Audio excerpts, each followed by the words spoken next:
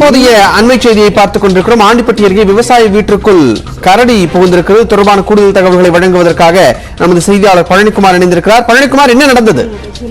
நிச்சயமாக விஷ்ணு, தேனி மாவட்டம் ஆண்டிப்பட்டி அருகே உள்ளது டி சுப்புலாபுரம் கிராமம். இந்த கிராமத்தில் உள்ள மலையடிவார பகுதியில் மாரிமுத்து என்ற விவசாயி தனக்கு சொந்தமான நிலத்தில் விவசாயம் செய்து கொண்டு அங்கேயே உள்ள தனது வீட்டில் மனைவியுடன் வசித்து வருகின்றார். இந்த நிலையில்தான் இன்று காலையில் வழக்கம் போல தனது தோட்டத்தில் மாரிமுத்து வேலை செய்து கொண்டிருந்த போது அவரது வீட்டில் கரடி ஒன்று மலையடிவாரத்தில் இறங்கி வீட்டிற்குள் புகுந்துள்ளது.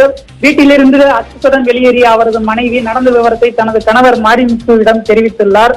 இதையடுத்து அங்கிருந்தவர்கள் தகவல் தெரிவித்ததை அடுத்து வனத்துறையினர், தீயணைப்பு வீரர்கள் மற்றும் காவல்துறையினர் சம்பவ இடத்திற்கு விரைந்து வந்து மீட்பு பணியில் ஈடுபட்டனர். முதற்கட்டமாக பூட்டிய வீட்டிற்குள் இருந்த கரடியை பிடிப்பதற்கு வீட்டு வாசலில் கூண்டு வைத்து பிடிக்கும் முயற்சியில் ஈடுபட்டனர். ஆனால் வீட்டிற்குள் இருந்த கரடி வீட்டை விட்டு வெளியேறாமல் தொடர்ந்து அங்கேயே பதுங்கி அமர்ந்து கொண்டது.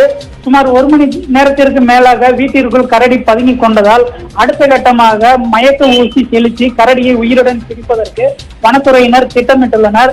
இதற்காக மதுரையில் இருந்து வனத்துறையின் கால்நடை மருத்துவர்கள் வரவழைக்கப்பட்டு அவர்கள் ஆலோசனையின் பேரில் வீட்டிற்குள் உள்ள கரடியை உயிருடன் பிடிக்கும் பணி நடைபெறும் என ஆண்டிப்பட்டி சரக வனத்துறையினர் தகவல் தெரிவிக்கின்றனர். விஷ்ணு, இந்த சம்பவத்தால் ஆண்டிப்பட்டி பகுதியில் உள்ள விவசாயிகள் மத்தியில் அச்சம் நிலவுகிறது. விஷ்ணு,